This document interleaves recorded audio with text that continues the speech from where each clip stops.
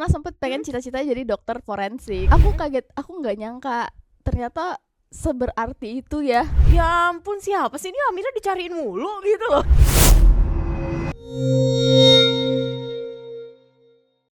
Welcome to Ruang Gelap. Enggak sih, ini beda banget sebenarnya. Sebenarnya ini tuh kayak greeting buat selamat datang di Pro 3 Siniar. Tapi itu udah kayak kalau pemirsa Pro 3 Siniar itu yang subscribe banget nih sama yang namanya Ruang Gelap. Dan juga suka muncul gak sih di shortnya YouTube gitu ya Kak ya? Mungkin. Itu pasti udah gak asing lagi sama muka wajah cantiknya nih ya. Masya Allah. Si content creator yang satu ini ada Amira Fauza. Kayak bener-bener aku udah ngasih selamat datang di ruang gelap nih Kak gitu kan. Iya, jangan-jangan kamu yang tadi yang kemarin kayak nge-email nanya ke ruang gelap dijual nggak channelnya? Duh. Itu dia kenapa sampai digituin, saking banyak fansnya gitu loh, saking banyak ya kalau bisa dibilang Amira lovers kali ya. Soalnya tuh dia tuh kayak ngerasa ini channel punyanya Mbak Amira gitu kan, punyanya Kak Amira gitu. Tiba-tiba kok ini kok orangnya nggak ada, sampai kayak ditanyain banyak banget ya yang nanyain ya. Segitu fanatiknya ya sama Amira ya, heran. Pada nggak bisa tidur kayaknya. Heran banget. Tadi kayak selamat datang di ruang gelap gitu kan. Untung aja Studio Pro 3 Siniar terang benderang. Tapi Kak Amira, aku mau nanya deh, kenapa sih dinamain ruang gelap? Sebenarnya channel Ruang Gelap ini tuh nggak berdiri atas aku aja. Jadi justru yang menginisiasinya, kalau mau ceritain ya sejarah Ruang Gelap, aku kayaknya nggak pernah cerita ke siapapun. Asik. Maksudnya berarti eksklusif nih buat pemirsa YouTube-nya Pro 3 Siniar. Keren banget. Nggak pernah secara publik kayak ceritain gimana Ruang Gelap tuh bisa terbentuk. Tapi kalau singkat padat jelasnya, itu dulu kita bareng-bareng. Jadi ada kira-kira 5 orang, dimana kayak mereka tuh pengen banget bikin konten horor. Makanya kita jadinya kayak ya udah kita berembuk. Oke, apa ya kira-kira namanya? Dulu banyak kayak ada 10 list. Oke. Pada akhirnya kayak kita coretin seharian penuh dan akhirnya kayak Ruang Gelap, kayaknya Ruang Gelap yang paling bagus. Ya udah pada akhirnya makanya dipilihlah Ruang Gelap. Listing salah satunya ada kegelapan gitu nggak? Aduh, udah 3 tahun yang lalu ya. Lupa. Tapi kayaknya ada deh kayak kegelapan, terus kayak misteri sesuatu. Oke, gitu. Iya. Kenapa kayak mentokin nama Ruang Gelap nih cocok? Kenapa Kak Amira? Kayaknya karena kalau mistis-mistis itu udah terlalu banyak ya, dan juga kayak lebih horor banget. Sedangkan dari awal itu semua orang udah tahu. Sebenarnya aku sendiri lebih tertarik dengan true crime daripada cerita horor. Tapi di satu sisi kita juga tahu bahwa audiens Indonesia tuh lebih suka horor. Ya true crime tuh sangat niche banget ya. Menurut aku banyak sih. Tapi kalau horor tuh jauh lebih banyak lagi. True crime itu it means yang cerita horor tapi berdasarkan kisah nyata gitu. Iya, jadi true crime itu lebih ke kejahatan. Iya, lebih manusia pelakunya ya. Beda dengan horor kan kayak ada nggak sih? Kayak gebetan antara ada dan tiada, heran banget. Tapi Kak, dari sekian banyak genre-genre yang bisa Kakak ambil gitu kan. Kalau ngelihat dari looknya Kak Amira ya, kan bisa ya ambil fashion gitu kan, terus juga ambil DIY gitu kan. Ini kenapa milihnya kayak ruang gelap terus cerita horor kayak storytelling itu kenapa Kak? Sebenarnya ini aneh, mungkin aku nggak tahu ya apakah menurut orang aneh, tapi menurut aku tim Ruang Gelap semuanya pada gitu sih. Aneh-aneh. Enggak, bukan aneh. Tapi memang suka mengikuti cerita yang berhubungan dengan kasus. Jadi aku emang kayaknya dari kecil juga lumayan tertarik nonton kayak CSI, tahu nggak sih yang kayak detektif gitu. Investigation. Iya, tapi dulu waktu SMP kan itu masih nonton itu kan dari Indovision ya, yang channel-channel luar gini kan. Cuman aku ngerasa malu sebenarnya kayak kalau ketahuan di rumah nontonnya itu yang true crime, karena nanti aku dikira aneh kan oleh orang rumah. Iya sih benar. Soalnya kayak ada bener-bener yang perilakunya bener-bener live, terus juga kegiatan-kegiatan yang kalau kita sebutnya kayak kegiatan forensik ya, gitu. Itu kan bener-bener bikin orang takut gitu, tapi ini enggak gitu. Iya, justru dulu aku pernah sempet pengen cita-cita jadi dokter forensik sebenarnya. ciri-ciri yang gak mau dibohongin sama pacarnya. Karena Kenapa kalau itu? pacarnya orang forensik hati-hati. Kenapa itu? Ya karena dari keringetan aja, dari aroma aja tuh udah kelihatan kan. Terus juga baru makan di jam berapa. Karena aku Iya. juga suka banget tuh nonton-nonton yang kayak Tapi serem CSI banget gitu. kalau mau lihat jam berapa habis makannya, itu kan harus bedah lambung ya Ibu ya. Bener. Tapi dia bisa ngeliat Kak, kayak dari looknya Iya. aja ya kan ya Kak ya. Dia udah bisa tahu tuh, oh kakak abis ketemu orang yang ternyata bukan pacarnya gitu kan, tapi tiba-tiba kayak aku suka nih sama dia. Tuh bisa tahu tuh dari kayak dokter forensik itu ya. Tapi aku nggak pernah mikirnya sejauh itu Oh sih. gitu. Terus kakak kenapa tuh pengen jadi dokter forensik sebelum memutuskan untuk jadi content creator gitu? Mungkin karena background keluarga aku hampir semuanya dokter, jadi kayak oke, Oke. aku udah kiranya aku akan berakhir jadi dokter juga ya. Terus kayak ya menarik aja kayaknya daripada memilih apa yang belum aku tahu, kayak apalagi ya profesi yang kira-kira aku tertarik, ya mending kayak ya udahlah jadi dokter terus ahlinya forensik karena aku suka forensik, tapi aku takut darah. Oh Dan benar. iya, jadi pada Ada akhirnya nih, kayak ya udahlah. Aku kira bisa diobatin kan, melihat darah lama-lama kayak bisa, tapi enggak. Jadi say bye ya sama yang forensik itu, makanya kayak lebih ya udah aku milih genrenya horor gitu karena pengen soal forensik itu. Yang penting bener-bener emang ada penjahatnya, ada manusianya begitu ya Kak ya. Iya, dan sebenarnya juga sebenarnya aku jadi content creator kan juga bukan yang aku niatin banget kan. Awalnya cuma hobi kan.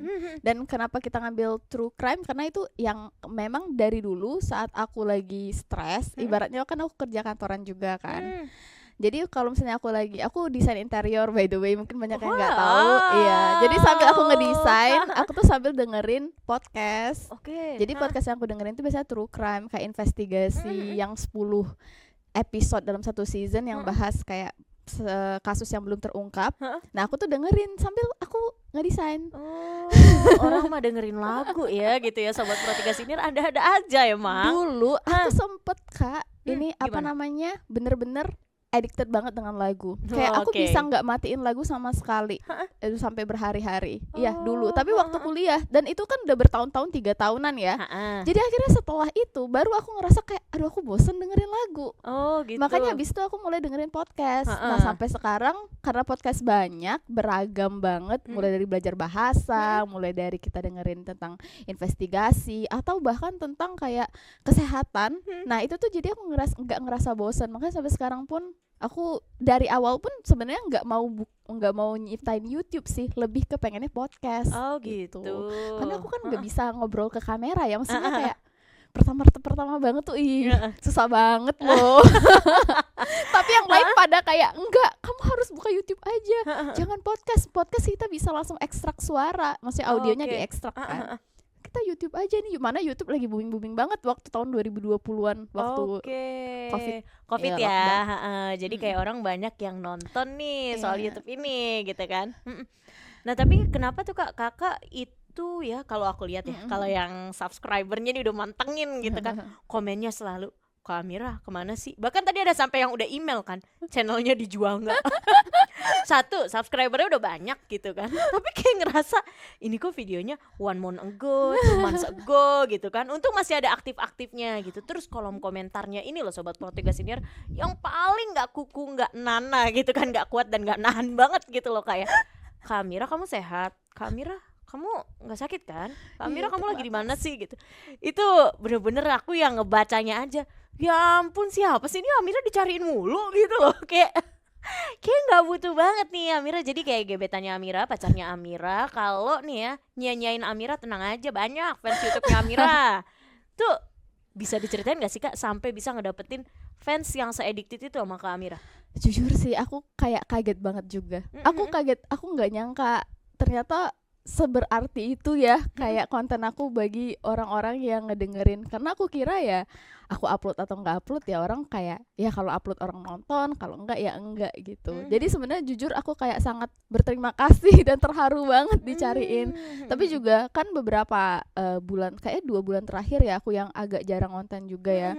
Itu karena lebih kayak aku pengen istirahat aja sih Kak. Karena kan aku udah lama banget nggak aku tuh udah lama banget mulai YouTube dari kayaknya bisa dibilang awal tahun 2021 lah, kalau misalnya kita mundurin dikit.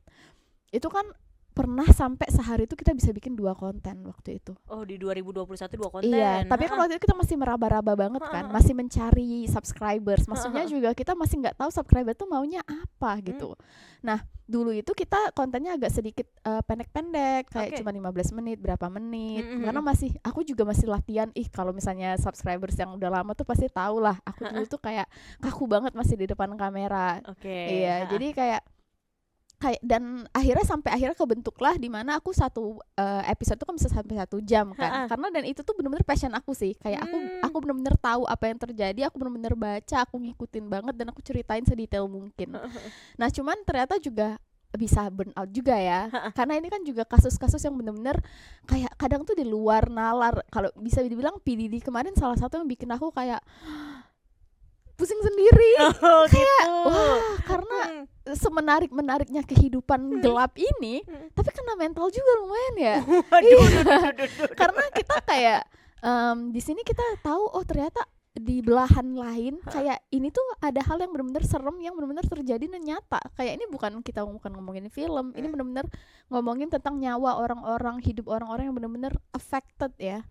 Ya, dimana kayak aku ternyata, dan aku yakin sih kalau satu tempat itu terjadi bisa ada kemungkinan di tempat lain sebenarnya mungkin terjadi juga, tapi ya kita nggak kebuka aja, kita nggak tahu. Nah itu yang lumayan kayak kadang draining banget setelah kayak ngeriset, apalagi banyak nama artis yang aku juga kayak kurang tahu, terus nanti koneksinya ke sini lagi. Nah itu kan kayak kadang ya Kak, aku tuh udah 2-3 hari kayak oke, aku pasti bakal selesai riset dalam 3 hari dan nanti aku pasti langsung bisa bikin video gitu kan. Tapi ternyata setelah di between research ini justru aku ngerasa kayaknya aku butuh take break. Terus habis itu setelah aku selesai itu kayak wah, mentally aku kayak aduh, aku kayaknya belum siap deh buat ngomongin ini. Nah itu yang kadang tuh bikin pada akhirnya jadi ya udah aku mundur dulu. Belum lagi aku juga kayak misalnya aku kan juga masih kerja ya, jadi kayak ada kerjaan lagi yang datang. Jadi itu sih aku sebenarnya bisa aja kadang mikir kayak aku bikin konten tapi cuman untuk memuaskan orang lain, tapi kayak aku sendiri ngerasa kayak enggak, aku mungkin cukup idealis ya. Jadi kayak udah mending aku yang penting benar-benar dari hati aja gitu. Tapi Kak, kan ini udah milih channel Ruang Gelap tadi, terus juga ceritainnya cerita horor, true crime lagi, based on bener-bener fakta gitu, emang bener-bener ada kejadiannya gitu. Itu nggak takut apa Kak, kayak di rumah ada apa di kamar yang Kakak suka take gitu? Kalau misalnya di kamar aku yang sekarang so far itu kalau kejadian aneh belum pernah, cuman sekali sih waktu itu mau jadi biar nggak tegang-tegang banget kita ketawa dulu gitu kan. Iya, waktu itu kalau nggak salah aku mau ada kerja sama brand, itu kita live bareng. Jadi dia nanya kayak, Kak Mira tolong dong ceritain kayak ada nggak pengalaman kamu yang horor yang kayak menarik buat diceritain. Nah aku ceritain lah salah satu pengalaman yang aku juga udah lama nggak cerita karena ya udah lama dan juga sempet kayak bikin aku ya takut gitu. Pas aku cerita itu selesai cerita kayak aku baru sadar karena aku VN akhirnya, karena kalau ditulis itu kan panjang ya. Aku ceritain VN, terus mereka kayak minta Kak foto dong kayak buat ini apa namanya, buat bikin poster. Mumpung waktu itu aku juga masih pakai makeup jadi aku langsung foto aja. Terus pas itu kayak aku sadar bentar, kenapa ada rambut putih, kayak rambut putih panjang. Dan aku nggak tahu itu rambut siapa. Masalahnya kan aku sebenarnya nggak tahu ya, karena aku nge-laundry terus. Mungkin juga rambut orang laundrynya bisa jadi. Tapi so far selama ini tuh di laundry aku nggak pernah ada rambut putih. Maksudnya kayak aku udah laundry depan SMA kan setahunan lebih ya. Dan di kamar aku yang nggak ada yang masuk, maksudnya juga aku kayak intinya nggak bakal ada orang lain di situ selain aku, jadi itu bikin aku bingung kayak. Terus aku langsung fotoin kan, Kak Fahira aku bilang, aku baru cerita itu langsung, dan di cerita aku emang sosoknya itu nenek-nenek, rambutnya gitu, panjang dan uban. Begitu, memang udah deskripsiin. Iya, dan aku deskripsiin. Terus aku kayak kayak wah, aku nggak pernah sama sekali ngalamin Kak. Pas banget aku lagi VN dan itu sosoknya emang nenek tua. Aku fotoin terus kakak yang denger VN langsung ketakutan. Tapi kakak pada saat itu langsung takut apa gimana kak? Enggak sih, ya udah aja. Biasa. Iya. Karena udah keseringan nonton CSI. Jadi sorry banget nih aku infect gitu kan. Aku lebih takut sama manusia sih jujur. Oh gitu. Iya. Jadi aku percaya faktanya gitu ya. Iya, maksudnya ya kalau kan dari kecil dulu karena aku tinggalnya di rumah yang serem. Jadi papaku tuh dari kecil udah bilang kayak kita tuh emang tinggalnya tuh di dunia ini nggak cuma manusia doang, ada setan, ada jin gitu kan. Jadi ya mau diapain? Kayak ya udah gitu. tinggal aja. Ya bener juga sih. Jadi akhirnya mindset itu ketanam juga. Sebenarnya aku juga nggak seberani itu ya. Cuman kalau misalnya hal-halnya itu belum sampai mengganggu, sampai kayak mencekam keselamatan gitu-gitu, kayaknya aku ya udah aja sih. Tapi kakak tiap habis syuting gitu kan, kadang kan syuting kalau lagi repot malam-malam dong. Iya. Ya kan, kayak abis ceritain horor kayak gitu, kakak takut gak sih? Karena aku pribadi ya, kalau abis nonton horor aja, aku kan kita kan bioskop kan kakinya di bawah. Iya, Aku tuh langsung auto naikin kaki gitu loh. Kayak film-film beberapa tertentu scene-scene gitu. Takut gak sih? Aku tuh kalau lagi ngelakuin sesuatu aku fokus banget ya. Tapi kalau aku udah selesai, aku bisa langsung lupa. Oh gitu. Iya, itu bagusnya ya. bagusnya punya ingatan pendek. Ya bahkan kadang pun kalau misalnya aku cerita ke orang, aku aja lupa kayak aku cerita apa gitu. Mungkin kalau orang bilang pikun ya. Tapi ya emang short span kayaknya ya kalau begitu. Pokoknya kalau sudah satu fokus tuh kelar, aku udah nggak pernah kebawa mimpi, nggak pernah aneh-aneh. Oh nggak kebayang gitu kak sama sekali. Enggak. Oh gitu. Alhamdulillah. Tapi kalau habis nonton horor takut banget aku nanti tiba-tiba besok aku ketakutan sendiri ya. Tapi kalau habis nonton horor tuh juga gak takut kita? Enggak. Oh Aku gitu. film horor juga menurut aku lebih ke bukan apa. Aku lebih suka yang thrillernya tuh psikologi karena itu yang bikin aku kayak berpikir kan. Tapi kalau misalnya kayak yang jump scare kayak udah bosan gak sih? Udah biasa gak sih? Iya. Udah bosan malah. Kayak lebih tertarik ceritanya. Kayak misalnya kan, maksudnya, aduh aku takut nanti aku kayak gimana lagi. Maksudnya lebih ke plotnya, lebih ke situ, lebih ke jalur ceritanya. Karena most of the time tuh film horor tuh cuman kayak jump scare, tiba-tiba ada musik besar, terus gitu. Tapi ceritanya nggak ada. Nah itu aku malah bosan nontonnya. Kayak gitu, apa ini cuma nakutin aja kah? Nggak ada poin yang membuat kita kayak berpikir gitu loh. Iya. Bukannya justru gara-gara musik-musiknya gitu ya, backsoundnya gitu ya kayak? Iya ya. Apa perasaan aku aja kak? Dia aku nggak terlalu kena. Kayak ngerasa dideketin gitu gak sih? Kayak... Pernah nonton Hereditary nggak? Kenapa itu? Nah menurut aku salah satu film yang aku suka horornya itu Hereditary.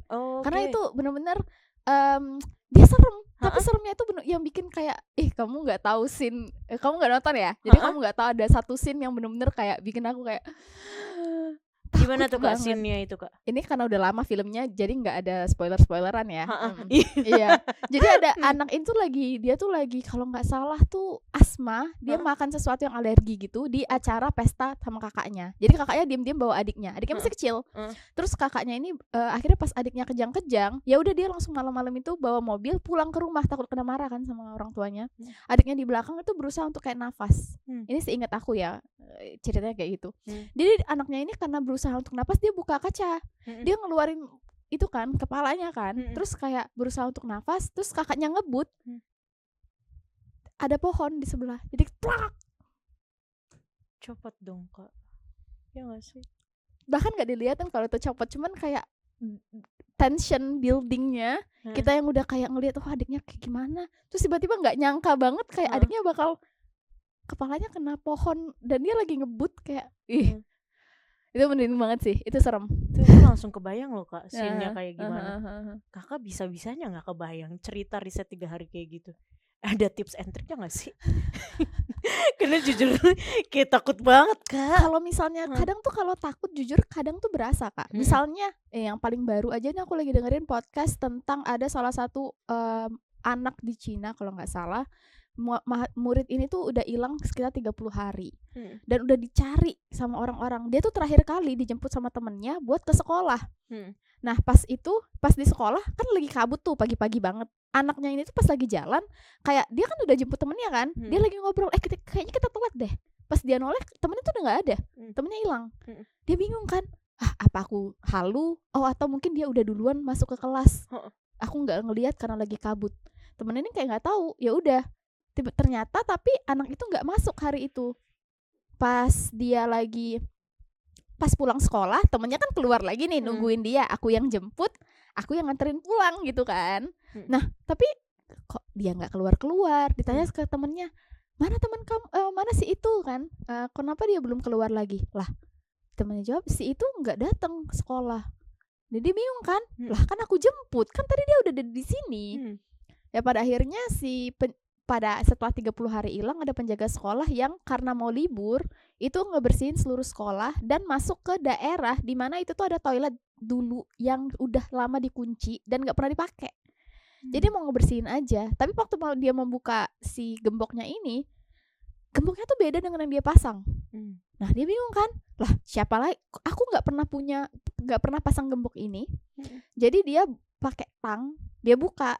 Pas dia buka itu, pas dia masuk kan gelap, banyak sampah, dan di situ dia ada kaki keluar. Nah itu aku karena malam aku dengernya ini juga mungkin aneh ya. Aku tuh suka dengerin podcast malam-malam pas lagi mau tidur. Jadi aku sering ketiduran juga sambil dengar. Jadi kalau misalnya banyak pendengar yang bilang, tapi banyak banget pendengar Ruang Gelap yang juga sama. Mereka bilang, Kak, aku tuh kalau tidur pasti dengerin sampai kalau ketiduran aku ulang lagi. Nah aku juga kayak gitu. Jadi connected ini. Orang mah looping musik gitu ya, nih looping cerita horor, takut banget lah jadinya. Iya. Jadi kayak pas aku lagi baring denger, kayak kan dia juga detail kan, lumayan mendeskripsinya kan, ada kayak ada kaki, terus pucet, terus darah di mana-mana. Itu aku langsung kayak oke, pause. Ya kena juga, tapi nggak pernah sampai ke mimpi. Ya udah aja kan, di momen itu aku ngerasa takut, ngerasa ya wajar lah ya. Tapi setelah itu ya udah. Tapi kalau kayak kejadian dejavu yang pernah dilihat, pernah nggak Kak? Dejavu kayak gimana maksudnya nih? Kayak cerita Kakak udah pernah cerita ini, kayak tadi ada yang tadi cerita kepalanya keluar gitu. Oh iya. Itu pernah nggak Kak? Ya selain itu maksudnya. Iya.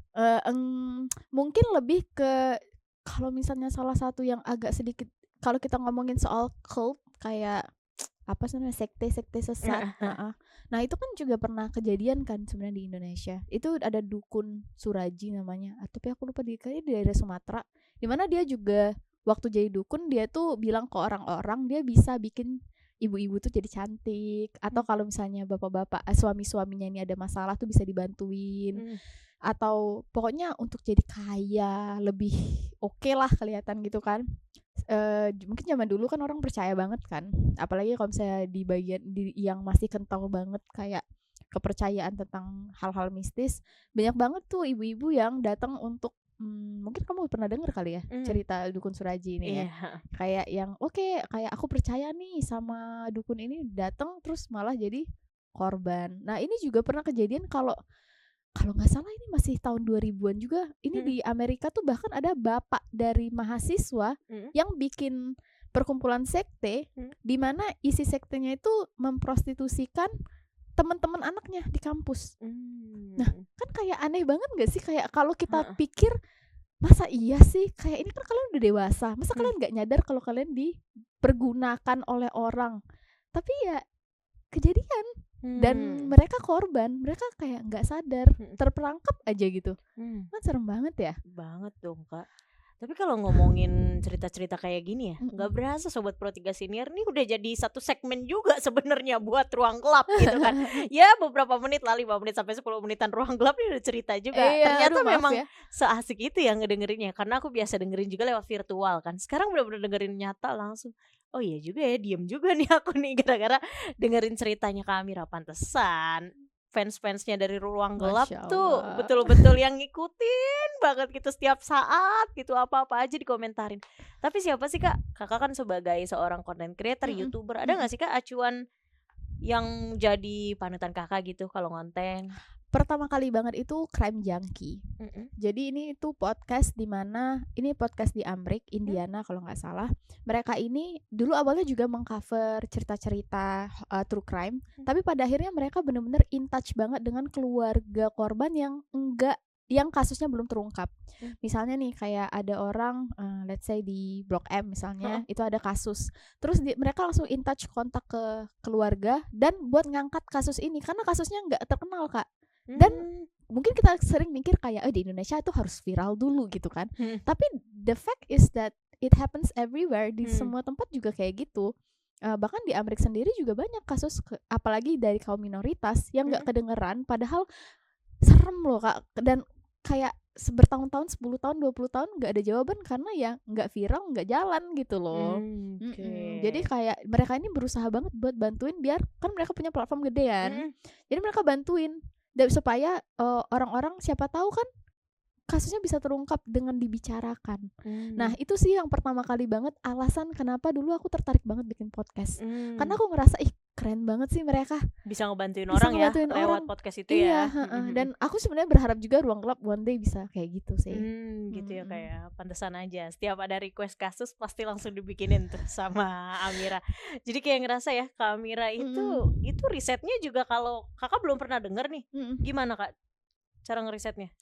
Paling mudah tuh pakai buku. Itu yang paling simple dan detailnya enak. Aku jadi kayak tinggal baca buku. Tapi kalau aku mau visualisasi aku tinggal nonton dokumenterinya kalau ada. Detail banget ya. Tapi kan desain interior itu udah detail banget loh Kak. Kayak ini ditambahin lagi sama Ruang Gelap yang emang udah rinci bener-bener gitu kan. Mungkin karena base-nya desainer ya yang detail. Jadi kayak kalau dapet tuh sepotong-potong setengah-setengah tuh kayak greget, kayak nggak belum ke connect gitu ceritanya. Gitu. Itu juga ya alasan Ruang Gelap durasinya panjang kali ya. Karena emang kakak tuh kenapa sih Kak milih durasi 1 jam gitu kan buat nyeritain itu cerita horor? Karena sebenarnya inti dari aku bikin podcast itu sebenarnya adalah untuk membantu orang kan sebenarnya. Dan juga untuk kita paham kayak kenapa sesuatu tuh bisa terjadi. Kenapa seseorang yang awalnya kayak bahkan beberapa dari keluarga pelaku tuh bilang ini orang tuh nggak mungkin tega untuk menyakiti nyamuk. Masa iya dia bisa ngebunuh, ya kan?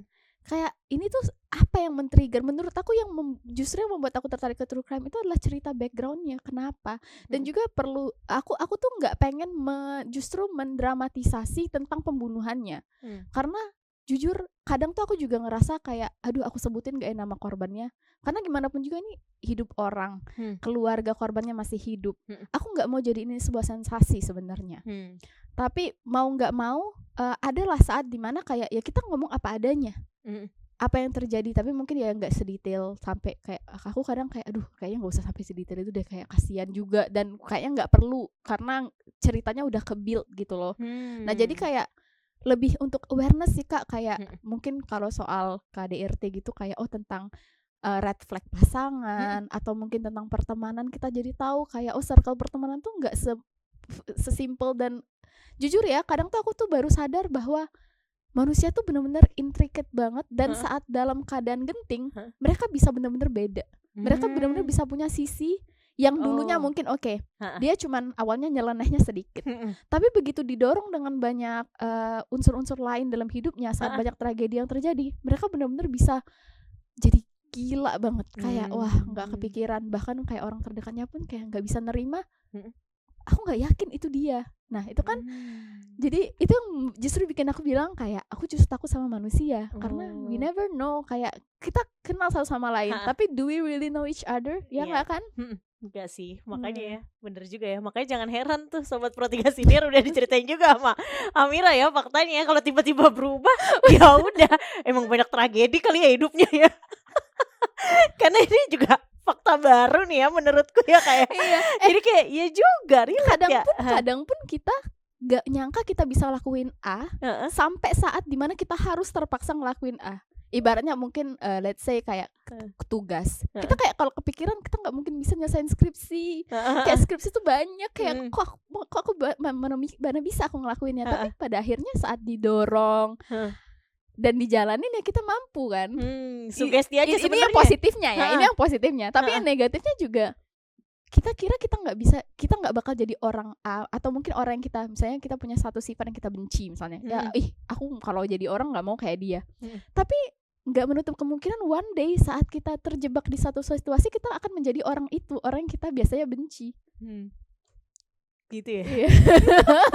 Aduh, aku baru ketemu lagi loh, kayak ini benar-benar quote of the day banget loh tadi. Tapi Kak Amira, kalau respon dari orang terdekat kakak kayak keluarga mungkin ya, atau ya emang udah sahabatan banget gitu dari bestie-bestie sendiri, lu ngapain sih cerita-cerita horor mulu di YouTube? Ada gak sih yang kayak gitu? Mungkin kalau keluarga, karena aku dulu waktu Aku teater dari 6 tahun, dari SMP sampai SMA. Oh, memang teater Iya, dulunya. terus aku juga emang aktif banget anaknya, kayak papa mamaku kayak, ya ini anak kayak tapi kira dulu kan hobi-hobi doang, kayak ya udahlah, nggak menyakiti apapun juga kan. Tapi temen-temen aku kayaknya udah nggak kaget aja sih, karena tahu dari dulu aku kayak gitu. Jadinya emang jago acting banget ya, bisa dibilang ya. Nggak jago acting. Karena kan teater emang wah banyak banget tuh pengembangannya gitu. Kak, tapi kalau misalkan nih Kak ada pemirsa dari Sobat Pro 3 Senior mau bangun YouTube gitu kan, terus juga mau jadi content creator kayak Kakak. Itu mungkin ngiranya nih ya Kak, awalnya jujur pribadi kayak aku ngiranya ngapain sih cerita-cerita gini dong, emang ada yang dengerin ya gitu.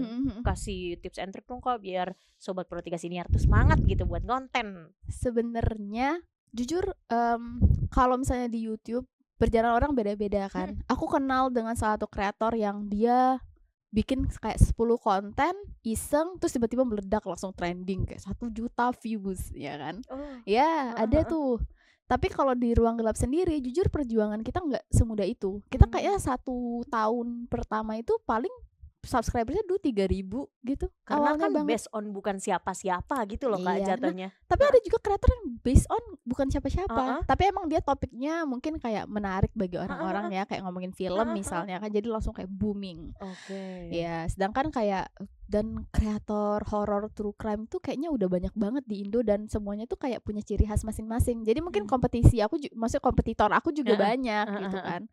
Jadi ya dari awal ya kita kayak berusaha untuk ya apa sih yang bikin kamu menarik gitu aja, lebih ke mungkin lebih ke jangan ngikutin orang, jadi diri kalian aja, dan harus banget Konsisten. konsisten berkelanjutan gitu. Oh gitu Kak. Pasti banyak sih ininya halangannya ya. Tapi start small, jangan kayak aku harus beli kamera ini yang mahal dulu deh biar aku baru bisa ngonten, aku mau beli mikrofon yang mahal dulu biar aku bisa ngonten.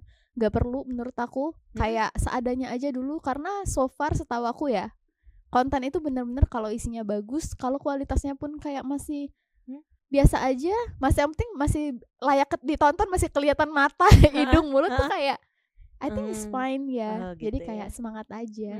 Dan pede aja. Soalnya Kak Amira awalnya tuh emang ya aku nggak pede nih depan kamera, aku takut gitu kan. Iya, meskipun aku teater, tapi kan teater tuh beda sama di kamera. Kalau teater kan ada penonton, terus kita di panggung. Nah kalau misalnya di kamera tuh kan kayak, aduh aku eye contact, aku nggak bisa baca emosi orang. Orang tertarik nggak ya, kayak aku dulu pernah kalau rekaman 15 menit itu bisa sampai 2 jam. Kayak buat shootnya teater 2 itu jam. ya. Bukan teater. Pertama-tama shoot, shoot sampai ini 2 jam. konten. Suka salah ngomong kan, kayak susah deh ngomongnya. Gitu. Tapi alhamdulillah sekarang udah lepas aja lebih mungkin. Lebih chill aja. Mudah-mudahan gitu ya. Jadi kayak ya ngonten gak ada halangan lah gitu buat seorang Amira Fauza. Dan udah kenal sama subscriber, maksudnya kayak udah ngobrol di kolom komentar kan. Jadi aku udah tahu subscriber aku tuh maunya apa. Kalau dulu kan kita nggak tahu ya. Ya ditonton aja alhamdulillah. Benar. Dan subscribernya yang emang bener-bener yang sinanyain, aduh kemana nih Amira Q gitu kan. Jadi thank you buat Sobat Pro 3 Senior yang udah nontonin video dari Amira Fauza. Jadi ini seorang kreator konten Ruang Gelap, Sobat Pro 3 Senior. Jadi nantiin terus Sobat Pro 3 Senior bintang tamu lainnya dari Pro 3 Senior. Aku Hana. Aku Amira. Bye bye. Bye bye.